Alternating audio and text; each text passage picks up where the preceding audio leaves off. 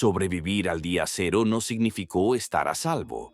En realidad solo significó haber ganado tiempo, porque durante las primeras 24 horas después de la Tercera Guerra Mundial, el mundo empezó a mostrar su verdadera cara.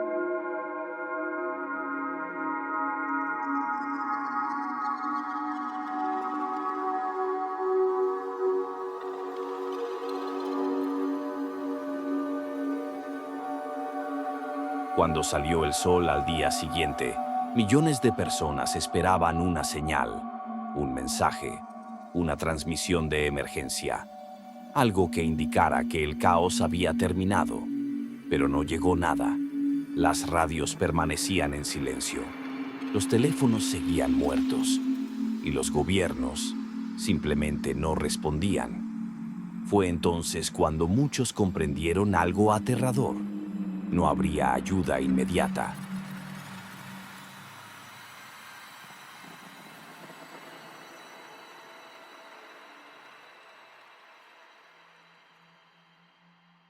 Durante las primeras horas del día 1, algunos servicios aún funcionaban de forma residual, pero al cumplirse las 24 horas, eso cambió.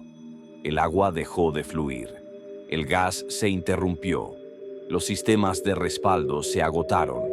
Lo que antes parecía incómodo se volvió mortal.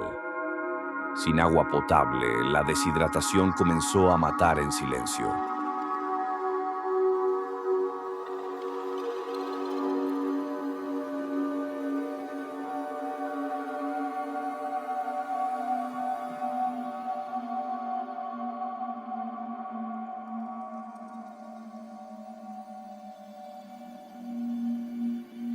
El miedo ya no era individual, se había convertido en colectivo.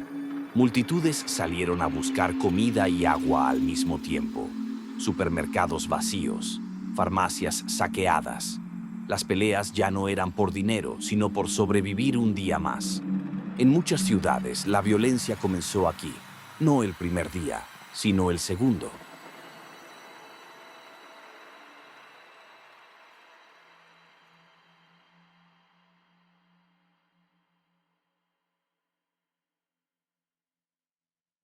El miedo ya no era individual, se había convertido en colectivo.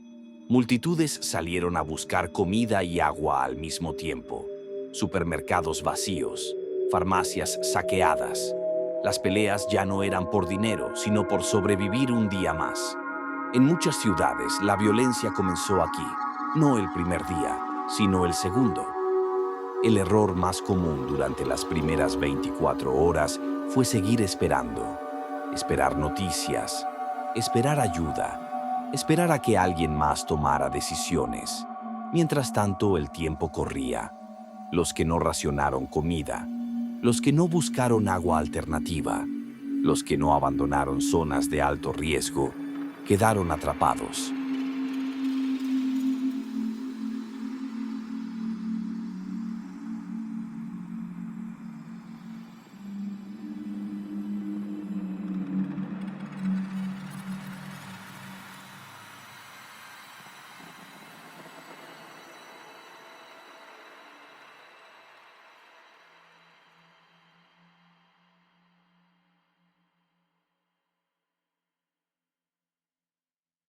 Sin embargo, hubo quienes entendieron el mensaje a tiempo, personas que asumieron que el orden anterior había terminado, que no habría rescate inmediato, que depender de uno mismo ya no era una opción, sino una obligación.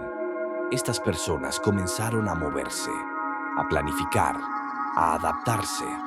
No eran héroes, solo aceptaron la realidad antes que los demás. Prompt IA.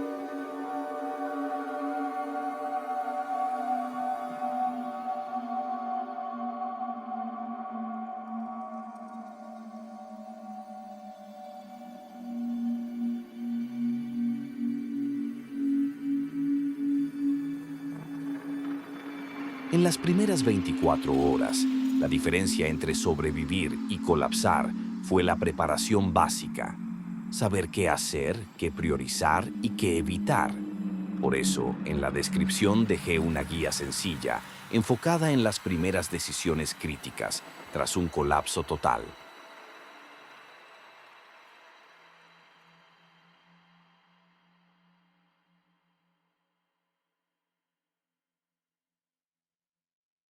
En las primeras 24 horas, la diferencia entre sobrevivir y colapsar fue la preparación básica. Saber qué hacer, qué priorizar y qué evitar. Por eso, en la descripción dejé una guía sencilla, enfocada en las primeras decisiones críticas tras un colapso total.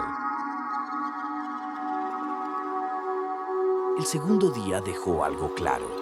El mundo no se estaba recuperando. Estaba cayendo más profundo. Y mientras la mayoría luchaba por agua y comida, algo aún más peligroso comenzaba a formarse en las sombras. En el próximo episodio veremos cómo las ciudades se convirtieron en zonas mortales y por qué quedarse en ellas fue una sentencia de muerte.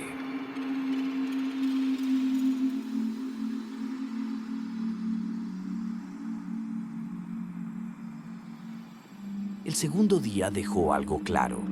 El mundo no se estaba recuperando. Estaba cayendo más profundo.